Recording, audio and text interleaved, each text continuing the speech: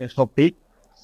Bonjour à tous. Je m'appelle Nolwenn Aubrio, je suis chef de projet SIRH et communication interne au sein du groupe GTH. Donc, deux choses normalement qui vont pas ensemble, le SIRH et la communication interne, mais deux choses qui me conviennent plutôt bien. Au cours de ma courte carrière, j'ai mis aussi en place un autre intranet au sein d'une société qui s'appelle Morel.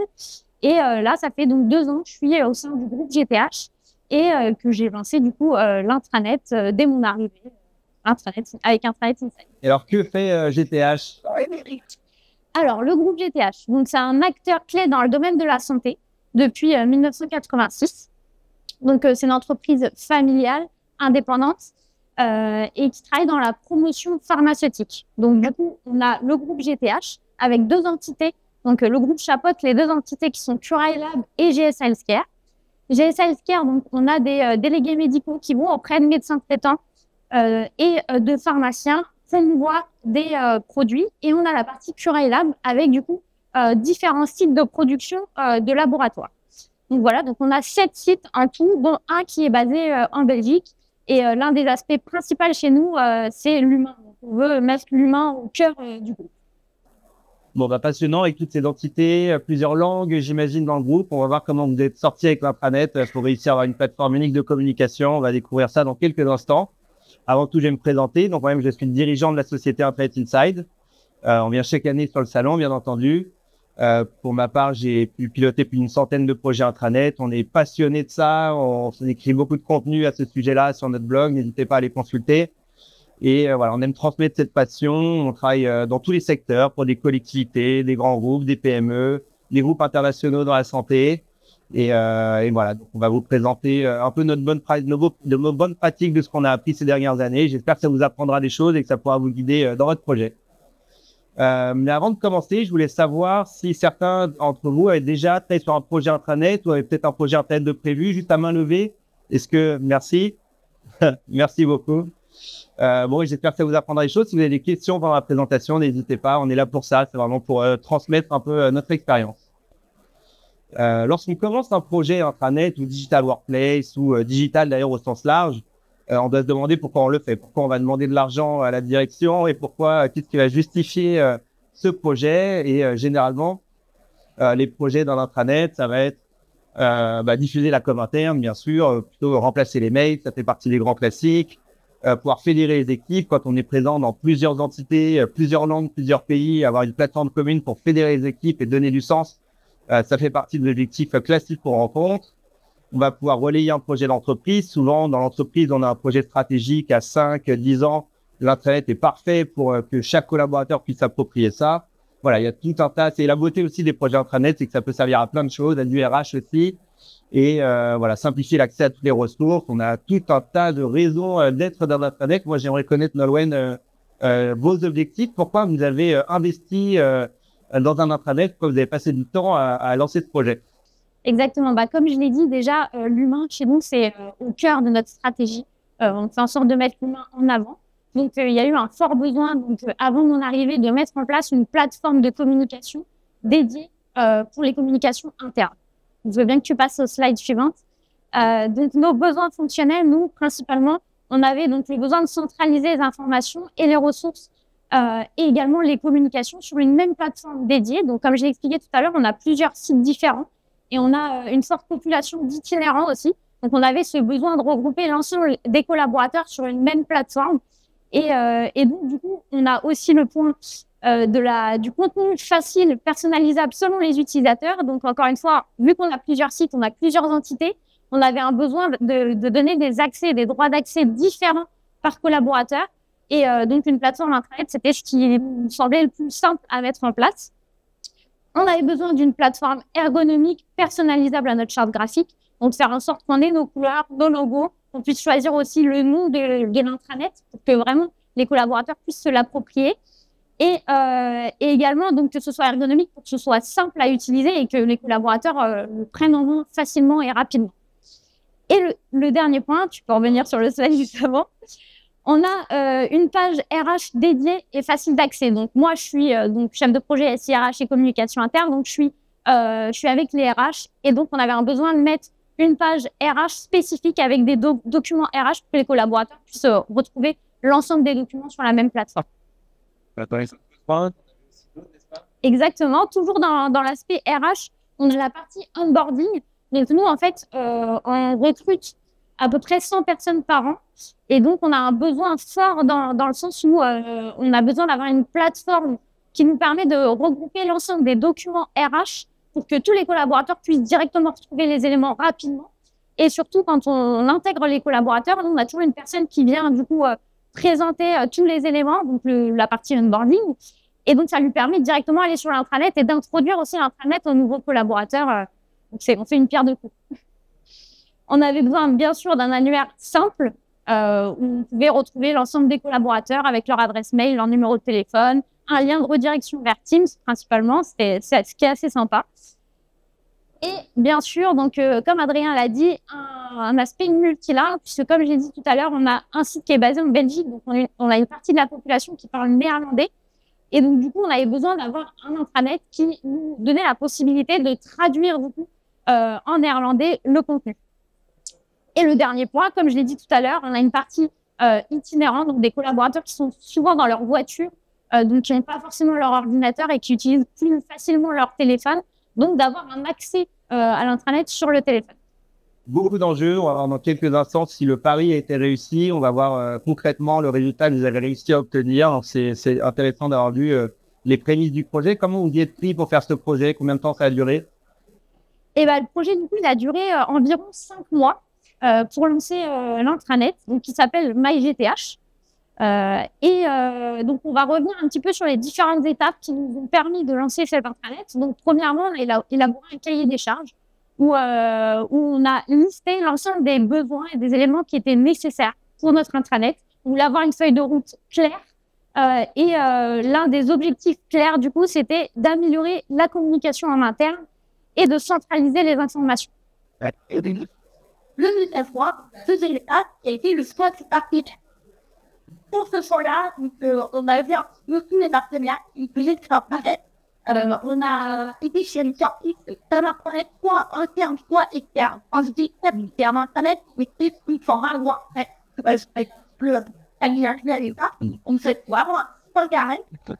Et du coup, sur ce besoin-là, on est le bien. On est aussi externe qui va rester vraiment adapté sur le fond de l'île, maintenant, il y a une barre de évolution. Donc, on se demande les plus 5 ou 3 bien pour Très bon choix. La première date, c'était que le temps du projet. Nous, on a fait un petit job avec une équipe pour montrer aussi l'impact qu'il a eu au sein de VDH. Notre président a participé à plus tard à Twitter. Donc, ça a montré aussi aux collaborateurs et une équipe projet qui était du tout pour après, qui avait un résultat. Donc, on a lancé le petit job et après, avec une équipe d'anciens qui où de notre côté, on a parlé sur la route et après, le même plus fait. Donc, on a regardé un peu ces paramétrages, les numéros peut-être, les virants qui étaient là. Et on a vu pour les commentaires différents. J'ai enregistré ma tête et souvent, du côté, on a dit trois semaines. La quatrième étape, on se dit avec ça, là, on reste il a compris. On a des choses de très bonnes. Si vous partez, ça peut être, on a dit pour un choix, peut-être, voir, on va en parler. Il y a tout à fait la service, qui aussi fait les groupes différents, qu'on fait des mettre en place. On a fait en sorte que c'était un pays, les RH, nous tous, c'est vraiment RH. On a pris les RH, je peux vous présenter les RH avec plus de compétences. Ça permet de correcter sur la ligne. Avant, et ça, franchement, ça aide pour un peu ça. Un test de communication interne. Et du coup, on a eu peut-être une structure d'événements, et nous en fait, nous, d'une droite et un peu spécifique, comme je dis, dans un des l'argent, l'expérience de l'expérience. Le certain point, le lancement. Nous, on a commencé les collaborateurs, plus longtemps, il y a les sports à chaîne, nous, on a pas, on avait un terme, des dates. Là, on a vraiment présenté, on a pris la plateforme, on a dit que la plupart des en fait, il y a dans la et dans le but, par contre, la vidéo, la communication, la vidéo, la marque, faut leur amener une opportunité tout à fait forte pour leur faire. Et on a créé aussi un plan de communication dédié sur l'intranet. Alors, ne nous dis pas tout, on va y revenir sur comment vous avez fait pour promouvoir ce bel outil. Et le dernier point, voilà, donc la partie maintenance et mise à jour. Donc, au bout de 6 mois, on a lancé un questionnaire auprès de tous nos collaborateurs pour savoir comment ils voyaient cet intranet, quelles seraient les améliorations qu'on pourrait mettre en place. Donc, ça leur montre aussi que l'intranet, il est vraiment axé pour eux et pas seulement pour nous et pour juste diffuser des informations. Et on a le souhait aussi en interne de toujours ajouter de nouvelles fonctionnalités, toujours mettre en place de nouvelles choses. Donc, l'année dernière, on a mis en place la partie statistique, donc pour continuer de suivre un petit peu les stats sur les différents contenus qu'on met en place. Et donc, ce qui vient avec l'amélioration continue, on essaye de toujours faire en sorte que la plateforme vive et continue de s'améliorer. Et le retour des équipes est plutôt bon. Donc, tout va bien pour l'instant. Et juste pour revenir sur un petit peu ce déroulé-là, tout au long, on a fait en sorte d'accompagner les collaborateurs au changement. Donc, de vraiment leur lancer des éléments, leur montrer un petit peu où en était le projet pour pas que quand on lance l'intranet, ils soient surpris ou qu'ils se demandent ce que c'est et pourquoi on met ça en place. Donc, voilà un petit peu pour tout le déroulé du projet en condensé. Ok, merci pour la théorie. Maintenant, on va voir la pratique. À quoi ressemble cet intranet? Je vais voir si le micro marche là-bas. Là. Oui, on est peut-être. Si. Ok. Je te laisse t'asseoir si tu veux. Ouais. Alors, le nom déjà, est-ce que vous avez, comment vous avez délibéré pour trouver ce nom MyGTH? Alors, on a proposé plusieurs noms avec la DRH auprès du COPEX. Et on a essayé de trouver un nom qui était assez simple et qui représentait bien notre entreprise. Et MyGTH, c'est vraiment pour dire, voilà, c'est votre intranet. Donc, d'où le nom MyGTH. Voilà, nous on aime bien chez Intranet Insight faire des intranets qui sont simples d'accès, qui ne sont pas avec une URL très complexe, que les collaborateurs puissent facilement y accéder avec un nom simple. Donc bravo pour ça, je trouve que c'est réussi. On retrouve un peu l'ergonomie d'ailleurs de notre solution avec une page d'accueil en forme de tableau de bord, un menu assez simplifié qui nous emmène dans les différentes rubriques, plus ou moins froides, plus ou moins dynamiques. Il faut des templates un peu pour tout type de contenu. Cette page d'accueil, qu'est-ce que vous avez voulu comme contenu en priorité? Effectivement, alors sur cette page d'accueil, comme je l'ai expliqué, on a beaucoup d'entrées, donc on a voulu mettre en place la partie bienvenue up, donc ça permet aussi de mettre un nom sur les personnes, donc on a énormément de sites, énormément d'entrées, ça permet de voir une overview un peu de tous les collaborateurs qui arrivent au sein de la société. Donc on a ce petit widget qui est assez sympa, vous pouvez cliquer sur le bouton, ça envoie une notification aux collaborateurs bienvenus, donc c'est assez sympathique. On a souhaité aussi mettre en place trois blocs spécifiques pour quand même montrer que l'internet est axé RH. Donc avec des blocs GTA, mon SIRH et ma formation. On a voulu mettre en place, donc toujours pour amener l'humain au cœur du projet, la partie bon anniversaire, donc permettre aux collaborateurs de souhaiter un bon anniversaire à leurs collègues, ce qui est assez sympa. Est-ce que les gens le font? Oui, les gens le font effectivement, donc c'est plutôt cool. C'est surtout un rappel plus que le bouton. On utilise plus ça comme terme de rappel. Du coup, sur cette plateforme, sur cette page d'accueil, on a mis en place donc la partie événements, les derniers documents qui sont affichés et ce qui prône un peu sur la page d'accueil, bien sûr, les actualités. Dans les grands pieds de cet intranet, alors c'est marrant, contrairement à d'autres clients, vous avez commencé par la partie plutôt institutionnelle, c'est peut-être aussi pour expliquer comment fonctionne le groupe pour les nouveaux collaborateurs. Exactement, toujours dans l'aspect d'accueillir les collaborateurs de la meilleure manière, on a essayé de les retranscrire nous, notre vision de l'entreprise avec notre histoire, avec les différents éléments. Donc là, on peut retrouver le logo du président. On va pouvoir avoir aussi, juste en dessous, normalement, Adrien, la partie nos activités. Où là, on va expliquer un petit peu notre activité, puisque vu qu'on a énormément d'entités, ça nous permet d'être plus clair peut-être pour les nouveaux collaborateurs qui intègrent la société. Et on a également quelque chose qui est assez intéressant quand on a beaucoup de sites, la partie localisation, où là, on va pouvoir avoir des points spécifiques où on va montrer où sont localisées nos différentes entités. Et si tu cliques, par exemple, Adrien, sur le GSA, on va pouvoir avoir une photo du site avec les différents éléments, donc l'entité qui est localisée, l'adresse, l'email, et des photos qui sont attachées juste en dessous avec nos collaborateurs pour donner un peu plus de vie à cette intranet. Excellent. Sur la partie équipe, vous avez regroupé tout ce qui touche les humains, justement. Exactement. Et on a fait le choix de dissocier notre annuaire en deux et de mettre un annuaire classique où là, on va retrouver tous nos collaborateurs. Et donc, comme je l'ai expliqué, avec tous les éléments, donc on peut filtrer pour voir la localisation. Et quand on clique sur une petite tuile, par exemple, on va pouvoir retrouver vraiment tous les éléments du collaborateur. Donc là, ça s'affiche pas, mais normalement, on a la possibilité de renvoyer sur le lien Teams. Et donc, le choix de dissocier un annuaire, on a fait un deuxième annuaire qui est un annuaire projet. Si tu vas sur le dernier onglet, où là, on va pouvoir retrouver, donc on a beaucoup de projets au sein de notre société. Et donc là, on va pouvoir retrouver les éléments plutôt côté consultant, donc avoir tous les numéros pratiques sur les projets. J'imagine que ce que vous utilisez au quotidien sont plutôt les actualités. Exactement. Donc là, on va pouvoir filtrer, voir sur différents thèmes l'actualité. Donc nous, on l'a axé sur par entité. Donc on va avoir des actualités par entité et des actualités aussi type RH.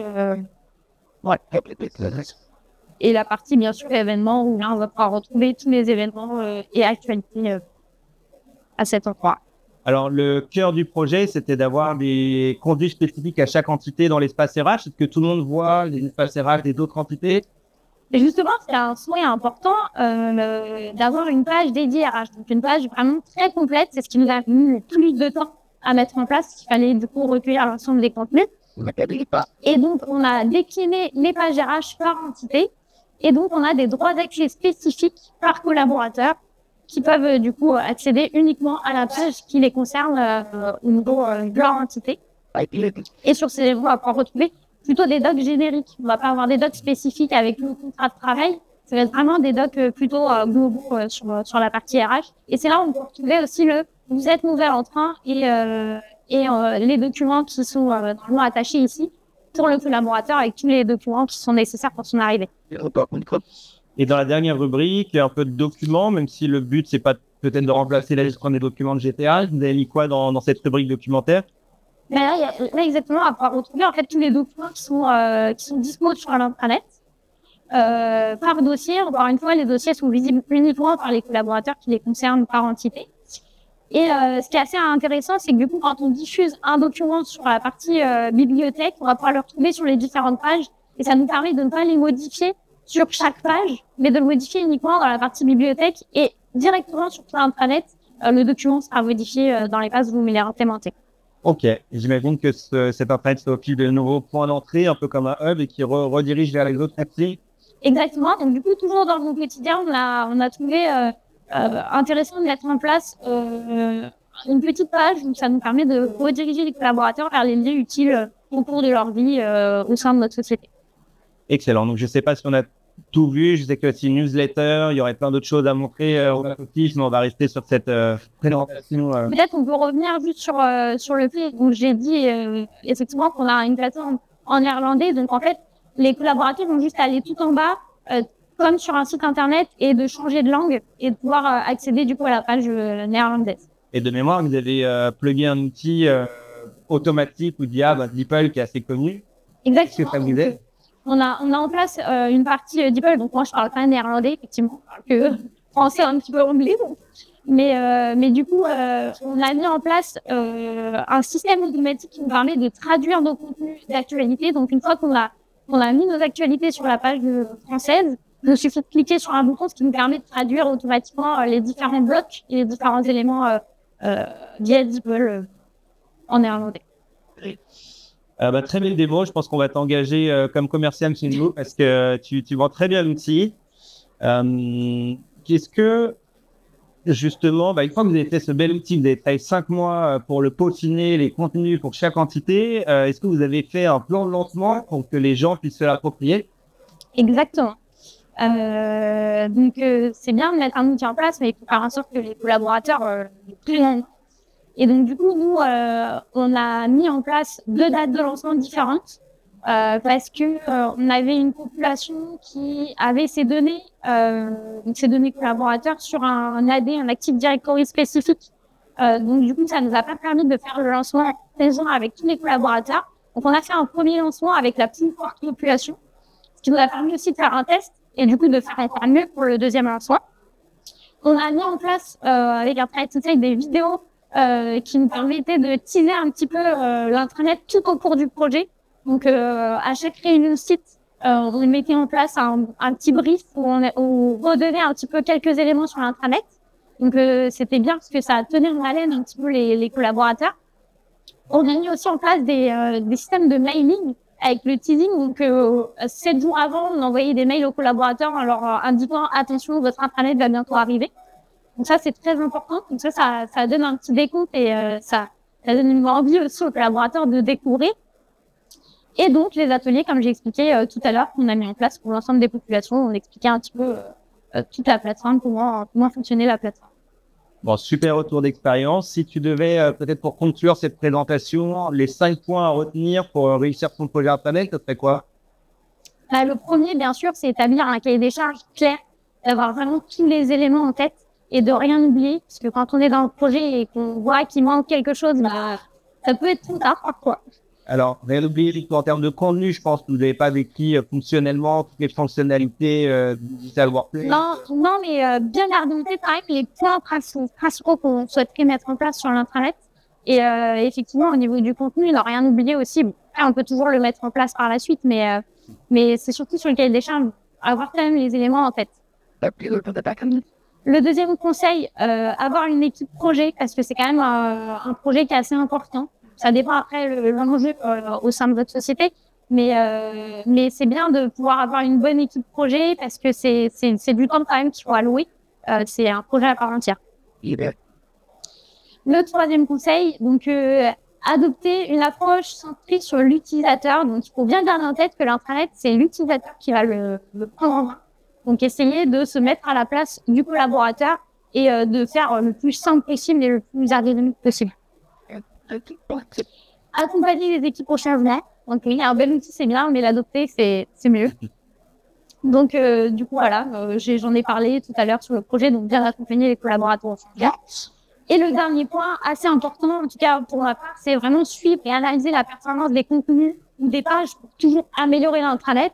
Parce que si on ne suit pas ces éléments-là, les collaborateurs vont peut-être avoir une perte d'intérêt pour les éléments qui seront diffusés.